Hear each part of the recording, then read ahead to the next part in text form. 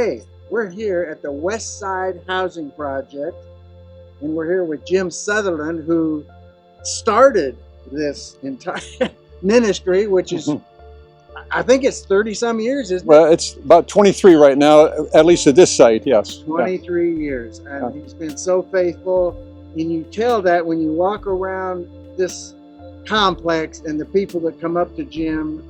I've seen so many, I can't even tell you the number.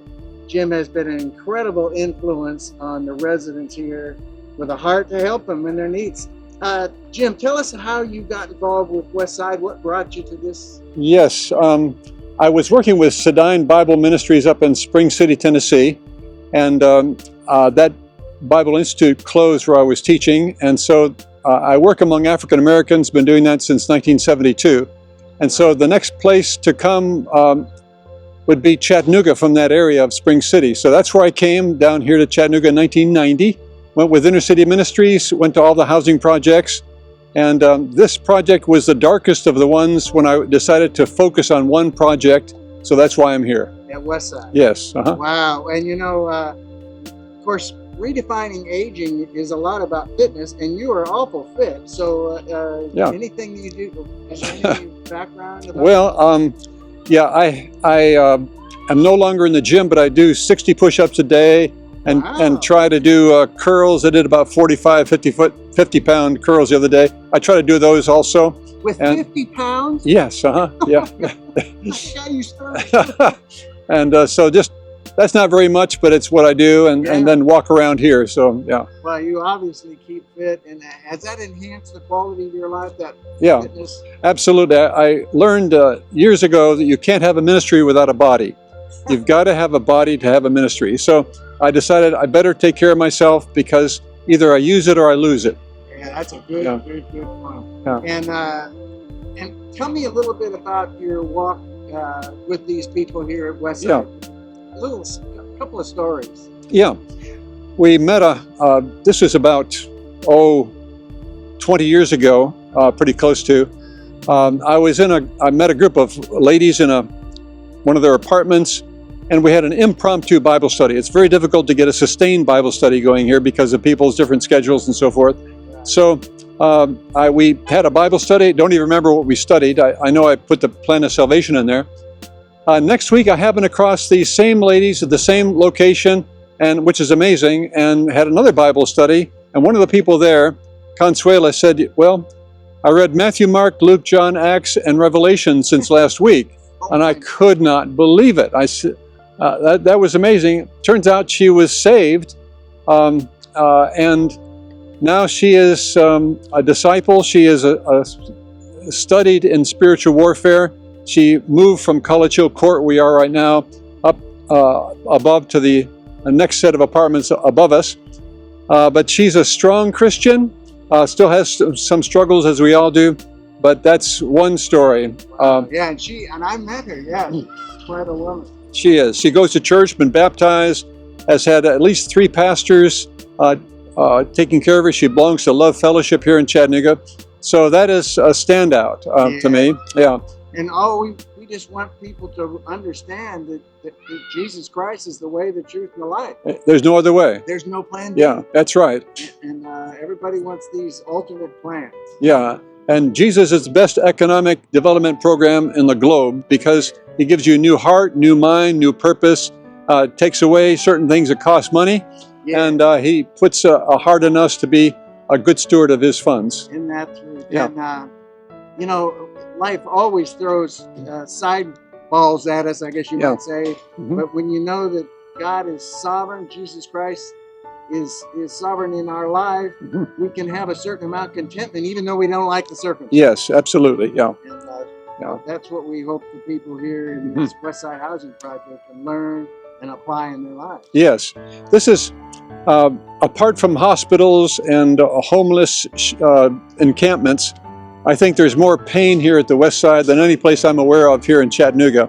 And I think Christians need to go to the places of darkness and look for them and attack them with the power of the Holy Spirit. And so that's why we're here, and we see a lot of pain, sickness, addictions, abuse, and This is a fatherless community. There are basically very, very, very few fathers here. Very, very few married couples here. In fact, I cannot name right now even one or two currently that I'm aware of. I can that actually are married, and so the needs here are phenomenal. And so I think Christians need to just go where the needs are greatest. Yes, and yet some of the strong Christians that are here seem to have a great attitude. Yes, they do. That's right. That's right. You know, with all the despair and problems you've just outlined, some of the strong Christians in this housing complex just seem to have a smile on them. That's right, and I'm glad you brought that up, because we work with resident Christians here who are here 24/7, and they guide us. We partner with them. They tell us where the needs are, who might have been shot, who died, and we couldn't really do our work without them. They're just phenomenal people. Yes, and I know you have had an incredible influence on so many people in this housing project. Yet I know your humility. God has used you in mighty ways. Any other comment you want to make for that person out on the couch? Well, again, if you don't do it, you're going to lose it. And that's what motivates me to do my push-ups every day. I said, I've got to do them today, because tomorrow if I don't do them, I might not be able to. And so I just want to keep it going as long as I can. That's a great point. Yeah.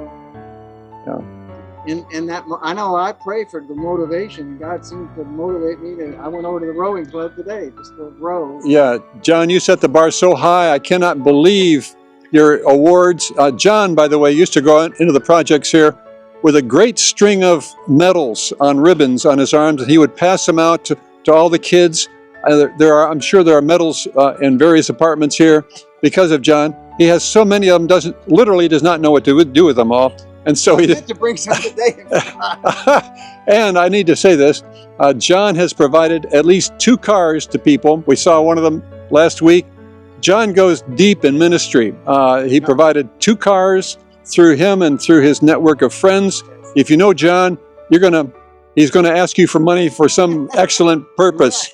And he's helped with people getting dentures, and he buying pillows, you name it. John is on it. He's got a deep heart of compassion for help. Wow, thank you for that. I don't feel like I do much compared to what you do. No, you are incredible, and I'm so glad to work with you, and thankful that the Lord condescends to use folk like me. I know at least. Yes. Yes. Any other comment to those people? No, I also encourage you to go globally. I will add that, John. We work in South Sudan, and the needs there are even greater. This is a level of poverty, but the level of poverty in Africa, especially in South Sudan, is entirely different, and they have great faith. And so people who have few material resources are rich in faith, James says. And so it's a privilege to work among those who have faith. And it's even a greater privilege to work in places like Africa, like South Sudan. And I will say, if you're interested in South Sudan, go to my website. It's rmni.org. Easy way to remember that is realmenneedicecream.org. And you'll find all information about the Westside, about how to work in a housing project, and how to get to South Sudan. And they can contribute through that Absolutely. Mm-hmm. Well, actually, they can't. They have our mailing address is on it. They can send us a check on that mailing address. Okay, nothing electronic. We don't have anything electronic. No, no, we're old school. It's Post Office Box 2537, Chattanooga, Tennessee 37409. Wow, incredible! Well, may the Lord bless your ministries with contributions from those that are watching. Well, thank you, John. God bless you. You're a great friend, and I love you a lot. Thank you. Blessings, brother.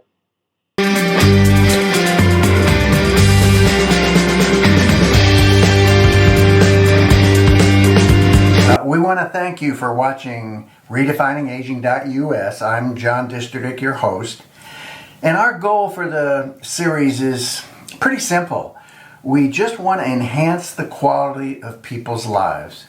So if you know of an event that you think would be one for good for us to cover, please fill out the form on our website, and not only the event and what it is, where it is, when it is, and If there's a person you know that you think would be a good person for us to do a testimony on in some event, please let us know.